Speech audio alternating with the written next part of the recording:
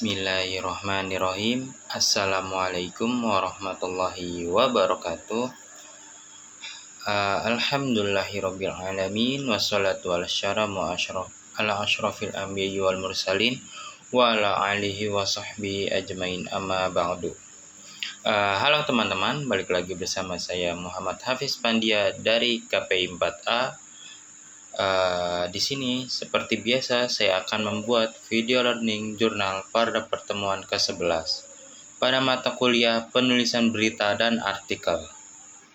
Nah, pada pertemuan ke-11 ini kita sudah memulai lagi memasuki sesi diskusi. Nah, yang pada kesempatan kali ini yaitu kelompok pertama dengan membawakan judul Kiat Sukses Menulis dan mempublikasikan artikel ilmiah di era digital. Nah, kita memasuki pembahasan yang pertama, yaitu ada artikel ilmiah. Nah, yang pertama-tama kita membahas tentang definisi artikel ilmiah. Nah, dari sebagian kita mungkin banyak yang belum tahu tentang apa sih itu artikel ilmiah. Nah, artikel ilmiah adalah bentuk ilmiah yang menjanjikan gagasan atau hasil penelitian atau kajian secara sistematis, objektif dan dapat dipertanggungjawabkan tulisannya. Nah, artikel ilmiah ini disusun berdasarkan kaidah penulisan yang sudah ditentukan atau yang sudah berlaku. Nah, terus habis itu biasanya dipublikasikan dalam jurnal ilmiah, jurnal ilmiah atau media akademik lainnya. Nah, setelah tadi kita sudah membahas tentang definisi artikel ilmiah, selanjutnya kita membahas tentang karakteristik artikel ilmiah.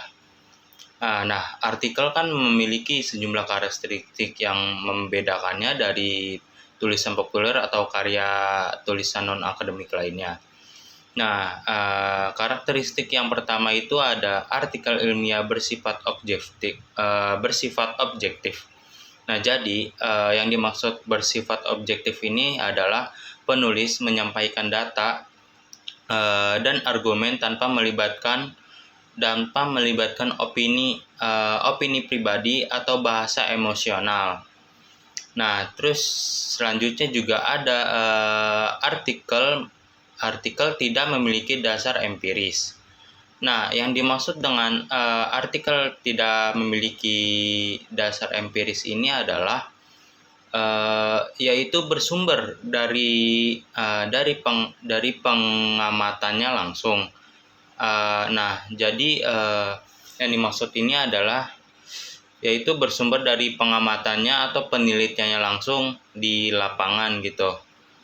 Nah, terus yang ketiga juga ada struktur penulisan dalam artikel ilmiah disusun secara sistematis.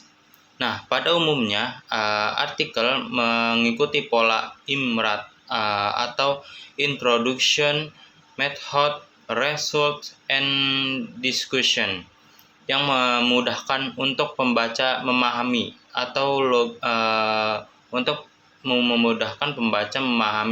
tentang bacaan artikel ilmiah tersebut. Nah, kalau tadi kita sudah membahas tentang artikel ilmiah, sekarang kita membahas tentang jurnal. Nah, pembahasan yang pertama itu seperti tadi, yaitu yang pertama ada definisi. Nah, jika tadi artikel ilmiah adalah isi atau kontennya atau tulisannya, nah maka jurnal ilmiah ini adalah merupakan wadah atau medium yang menampung dan menyebarkan kumpulan artikel tersebut. Jadi setelah kita tadi sudah menulis artikel, nah kita langsung publikasikan ke jurnal ilmiah ini.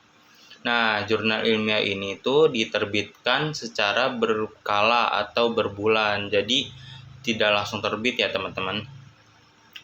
Nah, terus juga jurnal ilmiah ini dapat didefinisikan sebagai sebuah publikasi berkala yang memuat artikel hasil penelitian dalam bidang ilmu dalam bidang ilmu tertentu secara logis maupun empiris. Nah, kalau tadi kita sudah membahas tentang artikel ilmiah, sekarang kita membahas tentang jurnal. Nah, pembahasan yang pertama itu seperti tadi, yaitu yang pertama ada definisi. Nah, jika tadi artikel ilmiah adalah isi atau kontennya atau tulisannya, nah maka jurnal ini jurnal ilmiah ini adalah merupakan wadah atau medium yang menampung dan menyebarkan kumpulan artikel tersebut. Jadi setelah kita tadi sudah menulis artikel, nah kita langsung publikasikan ke jurnal ilmiah ini. Nah, jurnal ilmiah ini tuh diterbitkan secara berkala atau berbulan, jadi tidak langsung terbit ya teman-teman.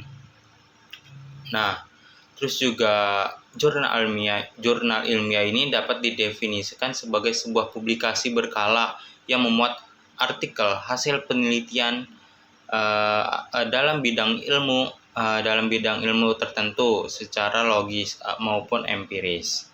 Nah, setelah tadi kita sudah membahas tentang definisi jurnal, kita sekarang memasuki tentang fungsi jurnal. Nah, jurnal ilmiah ini memainkan peran penting sentral dalam dunia akademik dan riset. Nah, bukan hanya sebagai tempat mempublikasikan artikel, nah, tetapi juga sebagai sistem pendukung utama perkembangan ilmu pengetahuan. Nah, jurnal ilmiah ini juga berfungsi sebagai sarana komunikasi akademik antar peneliti. Nah, jadi melalui jurnal, peneliti dari berbagai latar belakang dan wilayah dapat saling berbagi, saling menanggapi dan mengembangkan hasil kajian ilmiahnya. Nah, jadi dialog ini tidak terjadi secara langsung, tetapi melalui tulisan yang terbuka untuk dikaji ulang dan dikembangkan. Nah, itu tadi pembahasan terkait dengan materi artikel ilmiah dan jurnal ilmiah. Nah, mungkin hanya itu yang dapat saya sampaikan pada Learning Journal pertemuan ke-11 ini. Kurang lebihnya mohon maaf. Assalamualaikum warahmatullahi wabarakatuh.